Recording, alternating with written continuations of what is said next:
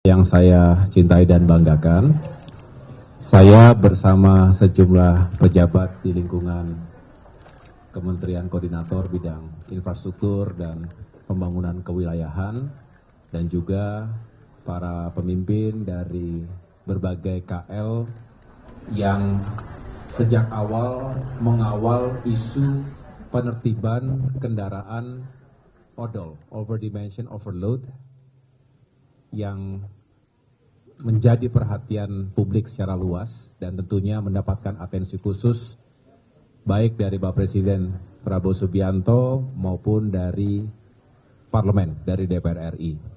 Saya bersama Kepala Badan Pusat Statistik Ibu Amalia Adininggar Widya Santi, kemudian Wakil Menteri BUMN Bapak Kartiko Wirjoatmojo, Wakil Menteri Ketenagakerjaan Bapak Afriansyah Nur, dan Bapak Ibu lainnya yang mohon maaf tidak dapat saya sebutkan satu persatu. Hari ini kami kembali membahas progres dari penertiban odol. Semangatnya adalah kebijakan zero odol bisa berlaku efektif mulai 1 Januari 2027. Ini yang sedang kami ikhtiarkan. Mohon teman-teman media juga berkenan membantu menyuarakan ini, karena edukasi, sosialisasi itu butuh berbagai platform, dan tentunya teman-teman media punya kekuatan dan pengaruh untuk bisa turut menyampaikan pesan baik ini kepada masyarakat luas. Mengapa saya sampaikan ini perlu didukung? Karena realitasnya sudah sekian lama, bisa dikatakan belasan tahun, pemerintah, semua stakeholder berupaya untuk menghadirkan solusi yang lebih permanen. Bisa dikatakan seringkali menemui kebuntuan di sana-sini. Oleh karena itu, bismillah kami mencoba kembali mengikhtiarkan berbagai upaya, terutama melalui sinergi dan kolaborasi yang semakin efektif. Dan kami tidak ingin memotret masalahnya sepotong-sepotong, tidak juga berharap ada yang bekerja dalam ruang-ruang masing-masing, dalam silo. Di sini kita lebur, setiap KL pasti punya concern. Ada yang menitik beratkan pada dampak ekonomi misalnya, jika odol ditertibkan. Ada yang mengedepankan aspek keselamatan, dan ada juga yang memikirkan dampak sosial. Jadi banyak aspek yang tentunya perlu kita pertimbangkan dan juga kita bahas secara utuh. Tidak boleh ada yang merasa lebih penting dari yang lain. Tetapi ketika harus diletakkan pada prioritasnya, tentu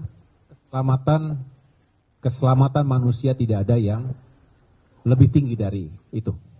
Jadi kami pertama ingin meyakinkan dengan penertiban odol, maka kita bisa menyelamatkan masyarakat kita dari kecelakaan yang sekali lagi telah merenggut banyak nyawa di jalan.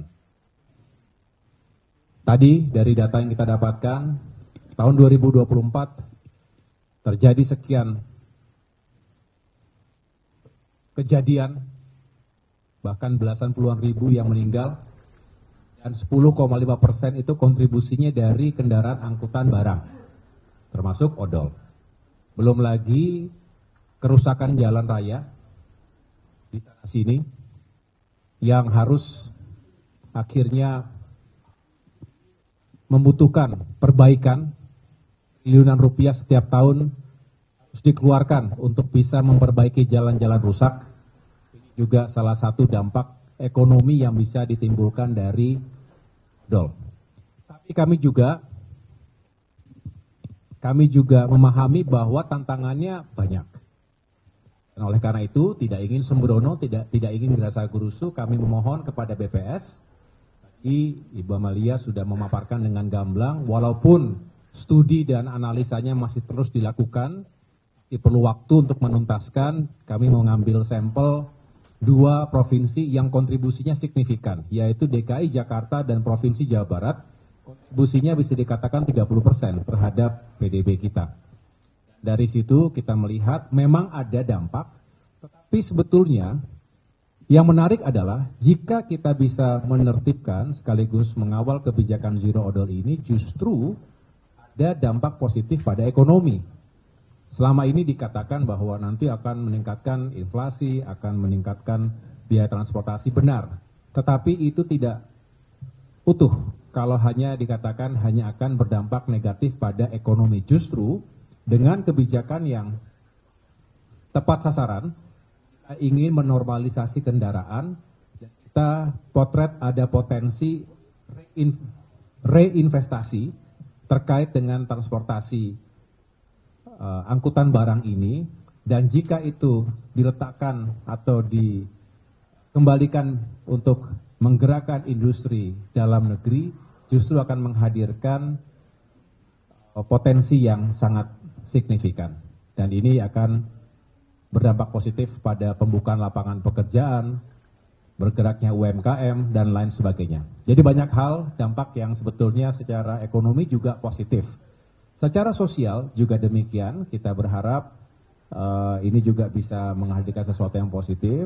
Dan pada akhirnya kembali, tadi kami bicarakan bagaimana harus ada insentif maupun disinsentif bagi siapapun yang menjalankan atau sebaliknya yang melanggar aturan yang nanti akan ditetapkan secara tegas dan berlaku untuk semua.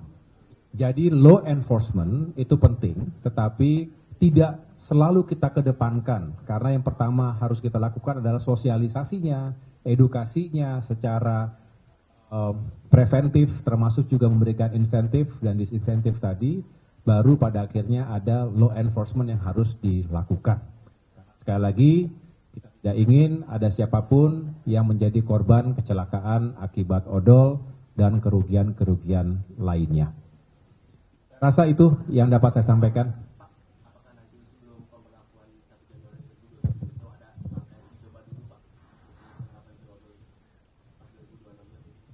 Ya, nanti akan ada secara bertahap yang akan dijelaskan pada saatnya. Yang jelas kami masih dalam tahap menyempurnakan berbagai skema, ya. Skema agar sekali lagi tidak hanya menertibkan tapi tanpa solusi yang berkelanjutan, tanpa solusi yang komprehensif.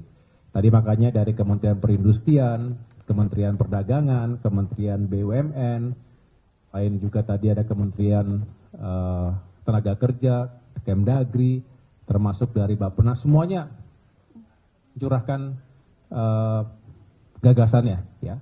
Tetapi kita nanti akan benar-benar mengambil kebijakan atau keputusan yang paling baik yang bisa kita hadirkan, termasuk nanti didahului dengan sejumlah trial, ya, uji coba di sejumlah lokasi, ada pilot project dan lain sebagainya akan kita jelaskan kemudian.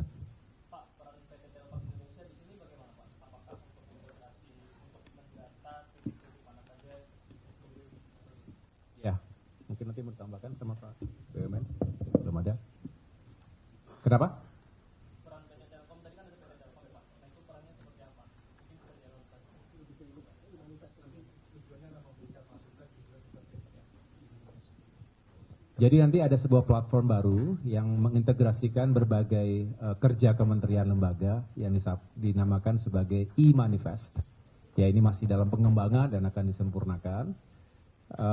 Tentunya membutuhkan dukungan secara jaringan, digital, dan harus seamless, bisa user friendly. Semua itu membutuhkan dukungan dari berbagai pihak, termasuk Telkom diantaranya. Gitu.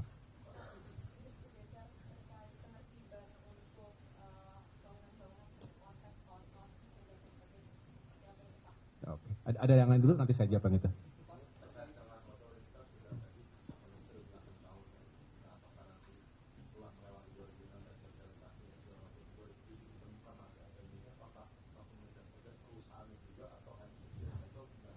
pertanyaan yang baik, terima kasih. Ini justru yang mohon dibantu disosialisasikan. Justru kami melihat seringkali yang selalu bukan dikorbankan lah, artinya yang dianggap bersalah adalah kelalaian pengemudi. Padahal harus dilihat bahwa pengemudinya fit pun, kalau kendaraannya melebihi kapasitas, tonasenya, dimensinya, itu mau dia baru makan, segar, fit, ya kecelakaan bisa terjadi karena tidak mampu. Sebetulnya sudah over capacity, overload tadi yang jelas akan berpengaruh pada keselamatan teknis dari kendaraan itu. Itulah yang sering menyebabkan kecelakaan.